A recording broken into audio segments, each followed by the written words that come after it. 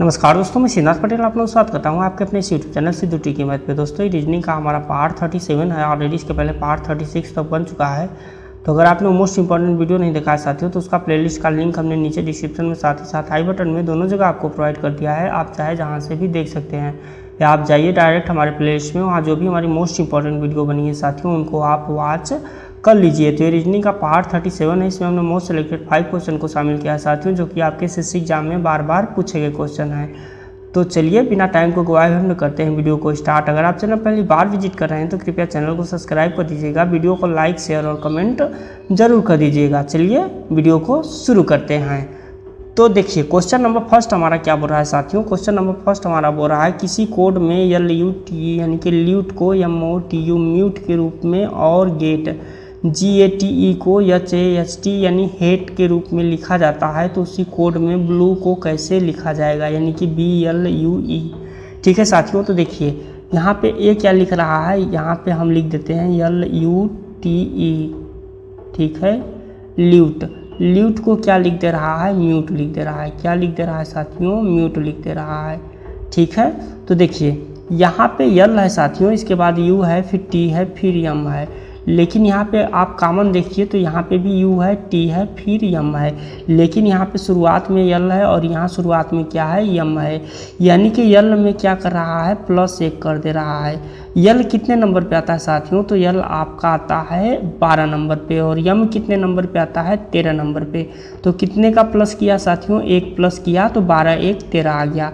और इसके बाद बाकी के जो 3 अंक हैं वो आपके सेम टू सेम लिख दे रहा है। ठीक है, अब देखिए यहाँ पे GATE।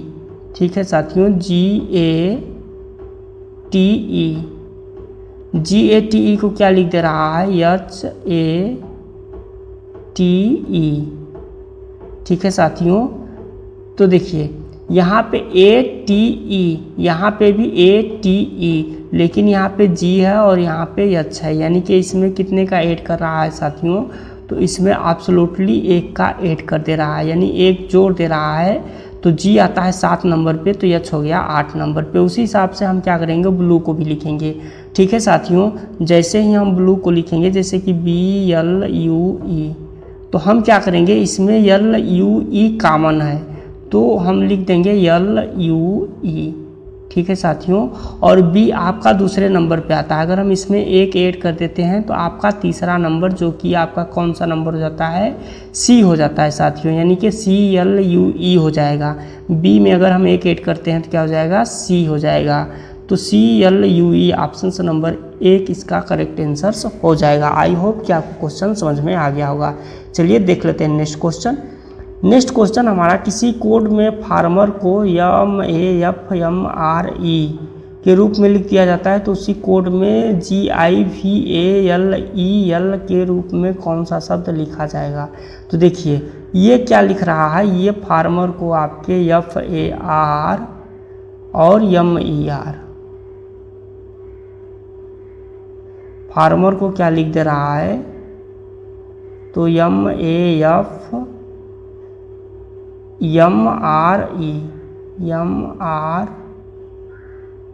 लिख दे रहा है। ठीक है साथियों, तो देखिए यहाँ पे आपका कर क्या रहा है, जैसे कि देखिए अगर हम F की बात करते हैं तो हमारा F आता है 6 नंबर पे, जबकि हमारा M आता है कितने नंबर पे साथियों, M हमारा आता है आपका 13 नंबर पे। तो ऐसे तो कुछ हमें समझ में नहीं आ रहा है कि 6 में मान लीजिए अगर हम 7 जोड़ देते हैं तो क्या हम 7 में भी 7 जोड़ेंगे, तो नहीं, यहाँ पे G है 7 नंबर पे। ठीक है साथियों, अगर हम 7 में 7 जोड़ते हैं तो फिर 14 आता है। तो यहाँ N से कोई भी ऑप्शन हमें नहीं दिख रहा है।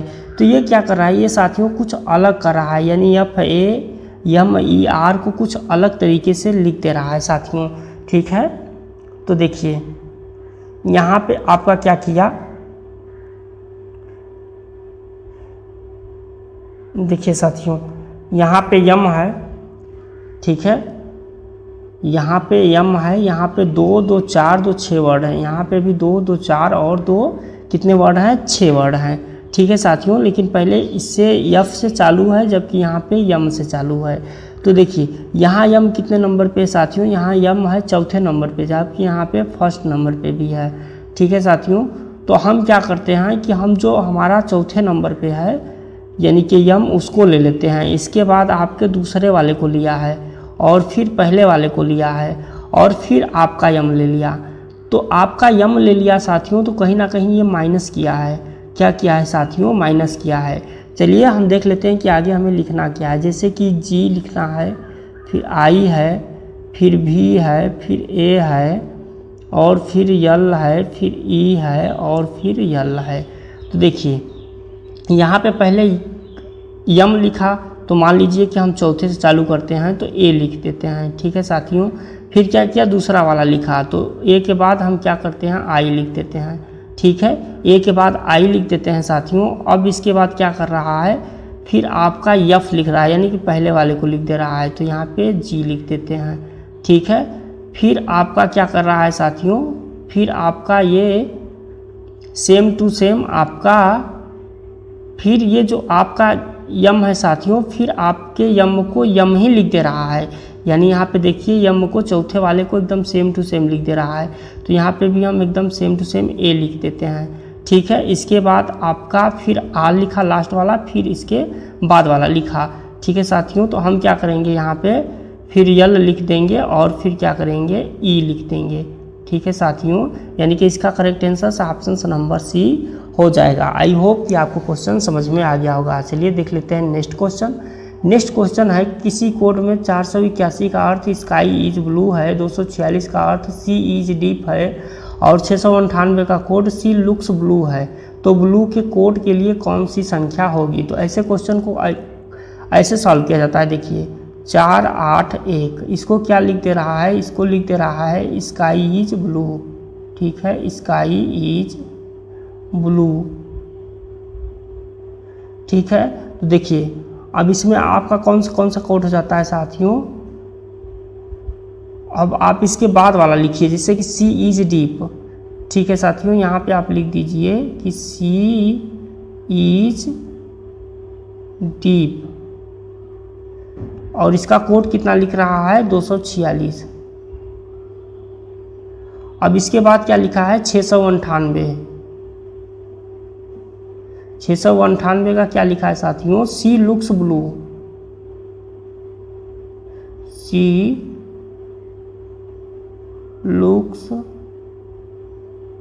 ब्लू। ठीक है साथियों, सी लुक्स ब्लू।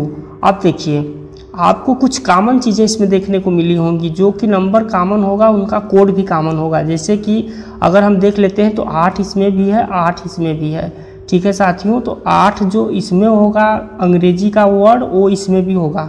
जैसे कि देख सकते हैं कि ब्लू इसमें भी है और ब्लू इसमें भी है। ठीक है साथियों, तो 8 का कोड कितना हो जाता है, ब्लू हो जाता है।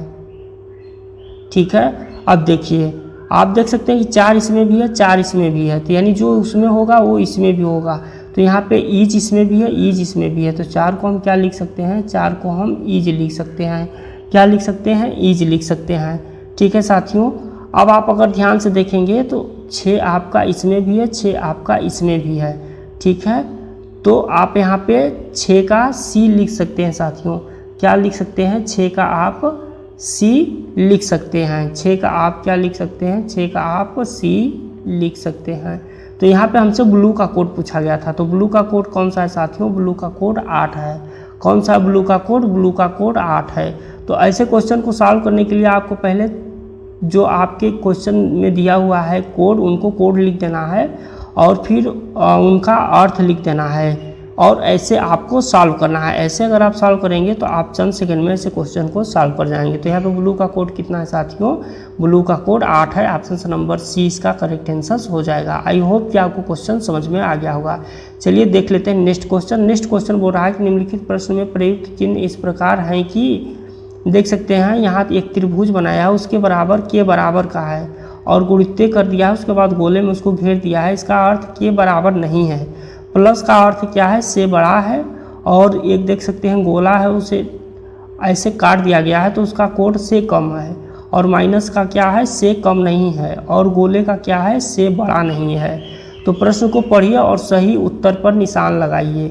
यहाँ पे x minus y minus z, तो यह नहीं है, तो यह नहीं है। यानी कि दिए गए ऑप्शंस में क्या होगा, 3 ऑप्शंस होंगे जो कि एकदम सेम टू सेम मिलते जुलते होंगे, लेकिन जो इनसे नहीं मिलेगा वहीं इसका क्या हो जाएगा, करेक्ट आंसर हो जाएगा। तो यहाँ पे देखिए ऑप्शन ए में देख सकते हैं कि ऑप्शन ए क्या लिखा है, यक्स लिखा है, फिर गुणित करके ऐसे गोले बना करके काट दिया है, फिर वाई लिखा है, फिर त्रिभुज बना दिया है आपका, और कितना लिख दिया है, जेड लिख दिया है।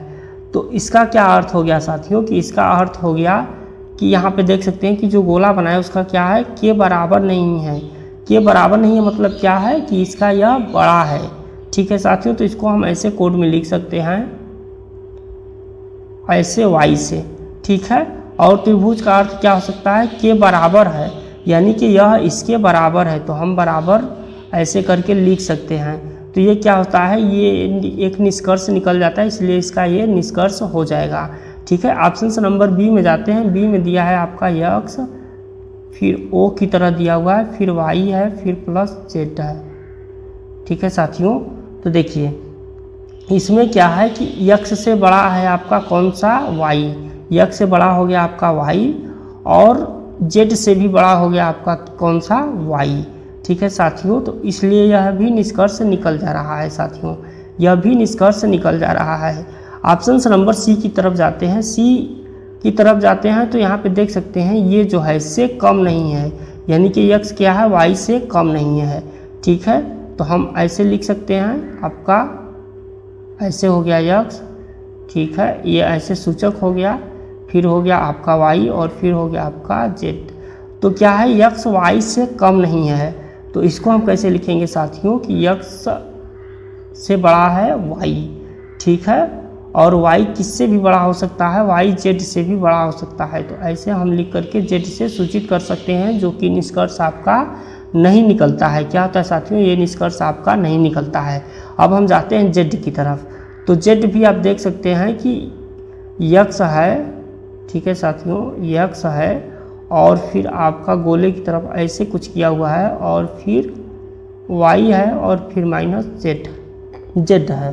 तो देखिए ये क्या है, यहाँ से हमें एक निष्कर्ष निकलता है कि यक्स से बड़ा है y। ठीक है, और y क्या है, z से भी बड़ा है। तो यह क्या होता है, यह आंशिक सही है, इसलिए इसका correct answer option number C हो जाएगा, जो कि नहीं निकल रहा है साथियों। ठीक है, आई होप कि आपको क्वेश्चन समझ में आ गया होगा। चलिए देख लेते हैं आज की इस वीडियो का लास्ट क्वेश्चन। लास्ट क्वेश्चन हमारा बोल रहा है, कुछ समीकरण एक निश्चित व्यवस्था के आधार पर हल किए गए हैं, उसी आधार पर बिना हल की गई समीकरण का सही उत्तर ज्ञात कीजिए। ठीक है, आप देख सकते हैं कि यहाँ क्या है, 4 है, -5 है, और फिर -1 है, बराबर क्या है, 5 है, 1 है, और 4 है। तो देखिए यहाँ पे 4 शुरू में है, 5 बीच में है, और 1 लास्ट में है। तो पहले क्या किया कि पहले बीच वाले को लिख दिया 5, फिर लास्ट वाले को 1, और फिर प्रथम वाले को 4। उसी प्रकार से हम इसमें भी देख लेते हैं, 3 है, -5 है, और फिर -6 है। माइनस का मतलब ये नहीं हुआ कि आप घटाने लगेंगे, नहीं, यहाँ कोटिबद्ध से कोटित किया गया है साथियों। जैसे कि यहाँ पे भी बीच में लिया गया है 5 को, उसके बाद लिया गया है लास्ट वाले को 6 को, और 6 के बाद लिया गया है 3 को।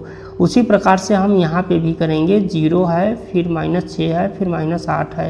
तो हम क्या करेंगे, पहले बीच वाले को लेंगे, बीच वाले को लेने के बाद हम क्या करेंगे, उसके बाद शुरुआत वाले को लेंगे। ठीक है साथियों, बीच वाले को लेंगे, और बीच वाले को लेने के बाद हम लास्ट वाले को लेंगे साथियों। हम लास्ट वाले को लेंगे, शुरुआत वाले को नहीं लेंगे, क्योंकि यहाँ पे पहले बीच वाला लिया गया है, फिर लास्ट वाला, फिर प्रथम वाला। उसी प्रकार से यहाँ पे भी बीच वाला, फिर लास्ट वाला, फिर प्रथम वाला। तो यहाँ पे भी हम बीच वाले को लेंगे, फिर लास्ट वाले को लेंगे, और फिर प्रथम वाले को लेंगे, यानी कि 680 इसका correct answer option number B हो जाएगा। तो आई होप कि आज की वीडियो का लास्ट क्वेश्चन भी आपको समझ में आ गया होगा।